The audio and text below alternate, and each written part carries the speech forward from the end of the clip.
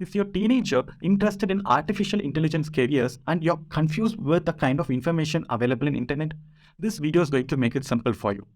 Let's take a product that we use every day, mobile phones. What is the first step in it? It is research and design, understanding what the customers need and designing an appropriate product. Likewise, we have AI research scientists. They conduct research in the field of AI and create new models for different scenarios.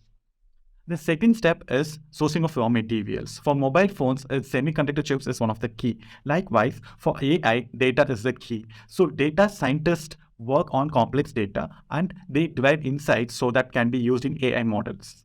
The third step is manufacturing and assembly of phones. Likewise, in AI, it is machine learning engineers who create AI models for real-time problems using the complex data sets. The fourth step is announcing the launch of the product, marketing about its features, and making it available. In AI case, it is the AI product manager who manages the development and launch of AI models and ensures it reaches the users. The fifth step and the last step is service after selling the product. In AI, it is AI consultants who work with businesses to help them understand how they can use AI models in their business to achieve their goals. If you want any further help, fill the form in the description and we will connect.